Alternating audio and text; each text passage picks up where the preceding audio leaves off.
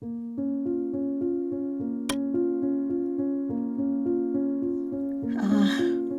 the troubles that we went through during the trials. Since the verdict came, maybe I'll get some peace. I think the family will get some peace, some rest, but they haven't sentenced Dr. Murray yet. And some of the family is saying no matter what they give him, it won't be enough, because at the most he can only get the maximum is 4 years. And I don't believe, well, that's enough for a person's life.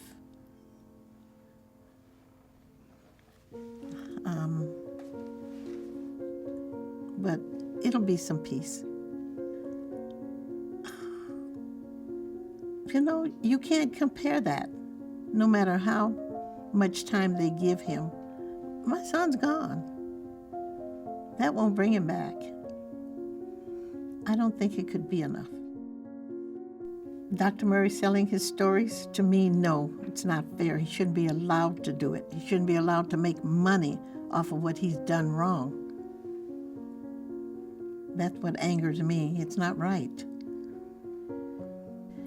He had a conversation with me during the day of Michael's passing, and how he tried to console the children and me. That didn't happen. I don't know where that came from. I didn't even know who Dr. Murray was. I had never met him until someone at the hospital told me later that that's Dr. Murray. But the lies that they were telling, I think everybody could see that they were lies, because they didn't have a leg to stand on. Because Dr. Murray, well, no matter how you cut it, he was guilty of Michael's death. I don't think he intended for it to happen, but he was negligent. He knew it might happen at any time, or it might not happen, but you don't take chances. And this is what he did. I think he lied about the 2 minutes. I'm sure he did. But it was much longer than that. Then he was talking to his girlfriends on the phone. This is terrible.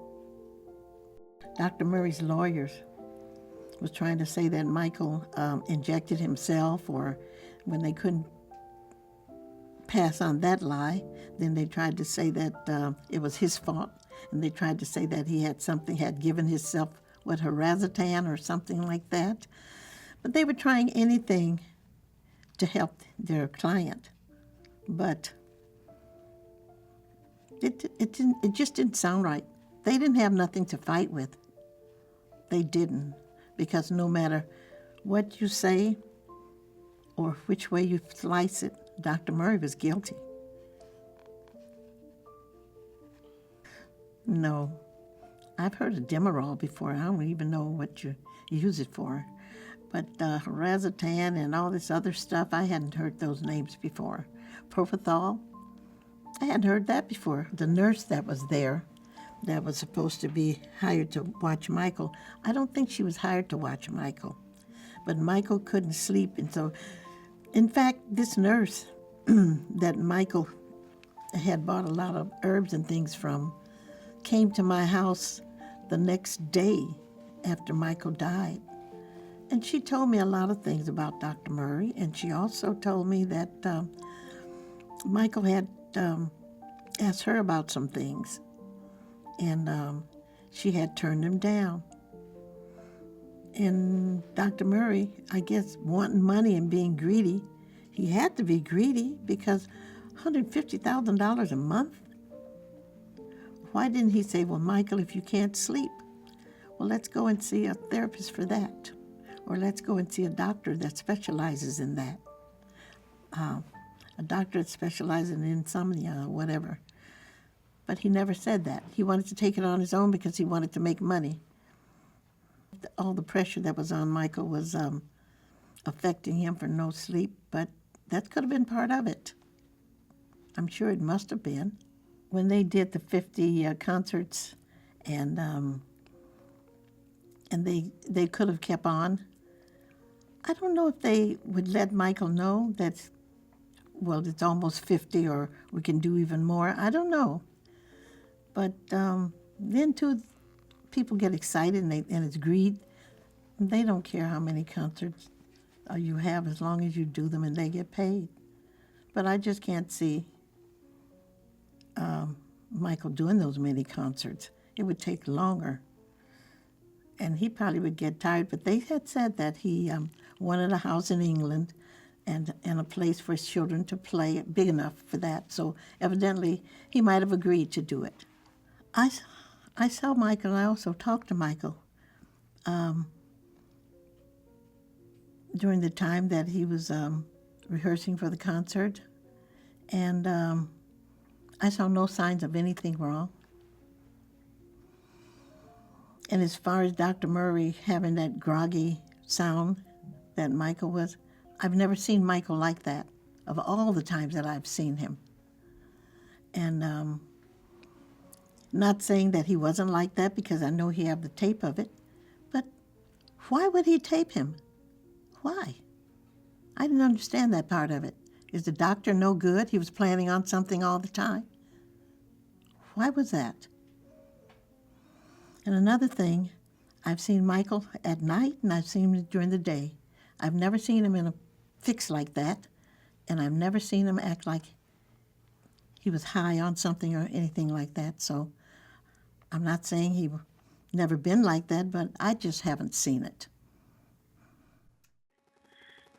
We got to see what he's doing. All right, thank you. I love them because I didn't have a childhood. I had no childhood.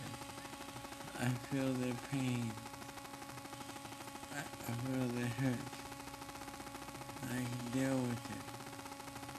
You're the world. We are the world. Will you be there? The lost children. These are songs I've written because it hurt. How did it make you feel to hear that? Was it hard to listen to the tape of that? Of course it was. Of course it was. Why would he tape him when he caught him at a moment like that? What was he planning? He had plans. He wanted to do something with that. And that showed right there that there's something wrong with that picture. That doctor's not right. So the last time you saw Michael, do you think he was keeping anything from you, or do you think that? I don't think Mike was trying to keep anything from me, because I had gone to his home unannounced and found him there. He wasn't like that. So I'm not saying that he. The tapes speak for themselves, but I have never seen my son like that. Never. Looking back on the whole thing, do you think that Michael was taking propofol for a long time, or other substances for a long time, or do you think this was? I can't say if Michael was taking propofol for a long time. I can only say that during the time of Dr. Murray, they brought it out in court that he was giving Michael a lot of propofol. And he should have known better. And knowing that medicine can stop your heart at any time, he should have known he couldn't leave him. But he left him, not only for 2 minutes like he said, but it proved that it had to be for a longer time than that.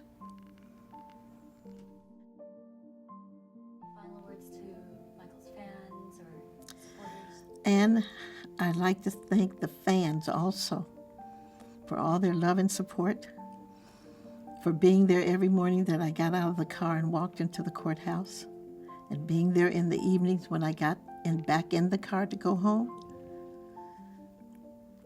And I'd like to say I love you very much and thank you. And Michael was here, he would say, I love you more. Just something that Michael says to his fans, and he's always wanted to protect them. And I can remember when After Michael passed, we hired one of his security guards. And he was telling me about Michael. When Michael hired him, he told him, one thing I want you to do, always be nice to my fans. Because some of these celebrities have security guards and they push the fans back and they treat them real rough. And he said, don't hurt them. And he would always tell him, if it wasn't for my fans, I wouldn't be where I am. And it's the truth. And I love them. Not only for that, but I just love them because Michael just loved everybody. People, he's so misunderstood, unless some people don't want to understand him. That's all it is. He never molested anybody. And he never did the bad things that they try to say he did. He was all about love and peace, happiness. A year, if I look back and think about this a year from now, I don't think it will never end it with me, because there's not a day that passed that I don't think about my son. There's not a day that passed that tears don't fall.